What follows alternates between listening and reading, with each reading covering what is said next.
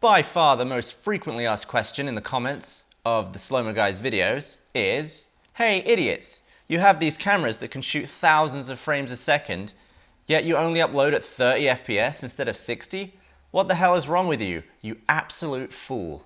Well, the answer is actually very simple, but let's go deep into it. For those of you who don't know what I'm on about, YouTube in the last couple of years introduced 60 FPS playback, which is good for gameplay, a very smooth looking video. The difference between this and this, if you're not watching on a device that can do 60 FPS, that looked identical, those two things that I just did. But here's the reason why we don't do that on this channel. There isn't a single video on the Slow Mo Guys channel uploaded at 60 FPS. In fact, I don't even upload at 30 FPS. Every video on the Slow Mo Guys channel actually has a playback frame rate of 25 FPS. And there are several reasons for that, which we will come back to. Firstly, let's talk about what slow motion actually is. Slow motion comes from the relationship between your filming frame rate and your playback frame rate.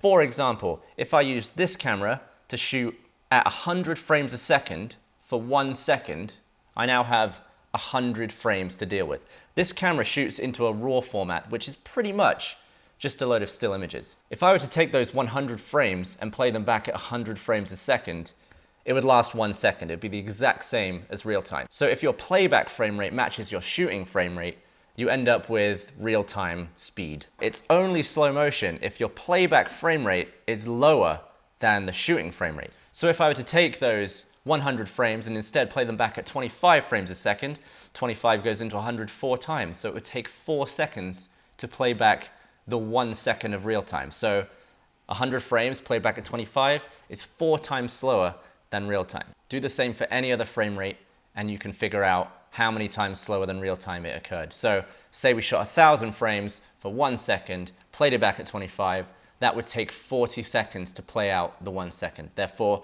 1,000 FPS played back at 25, 40 times slower than real time. A lot of our early videos on the main channel were filmed at that frame rate because that was the maximum frame rate that we could do in HD at the time. Now with this bad boy, we can do 1,000 in 4K. That's crazy. Now here's the thing. If I were to take my 1,000 frames and instead of playing them back at 25, giving me 40 seconds of slow motion, and instead I decided to play them back at 60 frames a second, I'd be able to play all 1,000 of those frames in only 16 seconds, actually 16.6 seconds. Now what you'll end up with is a very smooth looking piece of slow motion footage, but instead of lasting 40 seconds, it's only lasting 16. Every frame is still in there, but they're just whizzing by much faster, so it gives the viewer less time to see what's actually happening. It may look really smooth, and there may be some subjects where that makes sense, but for a lot of the subjects I choose and the frame rates I pick, 25 is the frame rate that I want to play it back at, so you can really see all the information. Especially on the fast-moving subjects like the disc shattering, where you really want to see the cracks moving as slowly as possible. If I played it at 60, that's over twice as fast, and there's less time for the human eye to see the information on the screen. You can see it, it's just not as leisurely. And basically, 60 FPS kind of defeats the purpose of most of the things we shoot on this channel. So let's talk about why I play back at 25 FPS and not 30 or 60. I originally started using these cameras in the UK, working on a lot of television and a lot of commercials that would appear on TV. And the frame rate of broadcast television in the UK is based on the PAL system, which is 25 frames a second. So when I was using the cameras, I would just leave them at 25 for my outputs. I didn't want to risk changing it to 30 and then showing up on set and delivering a bunch of 30 FPS footage. You can easily change the output frame rate. I just didn't want to make that mistake of, giving someone the wrong frame rate and having to redo it at the correct frame rate. So I always just stuck with 25. Another reason is that 25 goes into our most commonly used frame rates very roundly. For example, 1,000 frames a second played back at 25, 40 times slower because 25 goes into 1,000 40 times. If I play back at 30 frames a second, my 1,000 FPS would be 33.3 times slower, and at 60, 16.6 times slower. And the numbers aren't round and not as interesting to say. For me to say, oh, I'm playing this back 33.3 times slower, is kind of odd. 40, easy. One of our most commonly used shooting frame rates on the channel is 2500 FPS divided by 25, exactly 100 times slower than real time. So super easy to fit in to all of our shooting frame rates without having to do decimals and annoying maths. And of course the third reason is that it makes the footage last much longer. So you get a lot more bang for your buck. And as the frame rate goes up, like those really high frame rates we've been using with the V2511 recently, we frequently shoot at around 170,000 frames a second. Playback at 25, that's 6,800 times slower than real time. Now, if I were to play a second of that back at 60, we're looking at 2,833 times slower, which is a significant difference. If I were to say to you, this is almost 7,000 times slower, or this is almost 3,000 times slower, I would know which one I would want to watch if I'm watching a video on a channel called the Slow-Mo Guys. I would want the slower one. I could output at 24 FPS, but once again, doesn't fit so evenly into the frame rates, and most people won't determine the difference in speed between 24 and 25 frames a second. 24 very commonly used in film, which is why that's the standard frame rate. Anything below that, you're definitely going to start seeing stuttering. A lot of movies from the past, they were projected at very odd frame rates, like 17 or 18, and a bit steppy. You can definitely see the pause in the frames.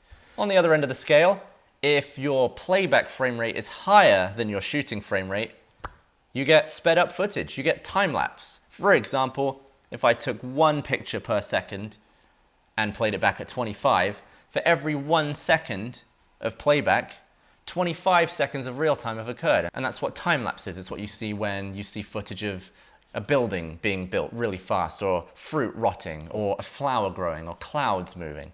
Anything that takes forever in real time can be sped up, and that's the opposite. Time-lapse, a lot cheaper to do than high-speed photography. All you need is a stills camera and an intervalometer. Most cameras these days have those built in, so you just set it going. An iPhone can do it. And although slow-motion cameras are becoming a lot more affordable at the lower end, 1,000 FPS or maybe up to 2,000, the ones that do the highest speeds are still extremely expensive. So our main focus is providing the highest quality yet slowest footage possible, as opposed to the smoothest possible. Maybe one day when these things easily shoot 1,000,000 frames a second and I only need 100,000, then absolutely I will overshoot and I will speed up to the equivalent of 100,000 frames a second. But until then, I pretty much always want the max speed possible. And cutting that speed in half, or even cutting it more than in half for 60 FPS, totally not worth it for me. So hopefully that answers your question if you were curious. Thanks for listening to me ramble about it in this video. And make sure you subscribe for new inside info into these cameras and my brain. Big thanks to Audible for sponsoring this video. You can get a 30-day free trial of Audible if you use the URL audible.com/slowmoguys2. I travel a lot, so I listen to a lot of audiobooks. In fact, I'm going to England this weekend for Christmas, and it's a 10-hour flight, so I'll be listening to Ready Player One. It's narrated by Will Wheaton. I met him once. He was nice.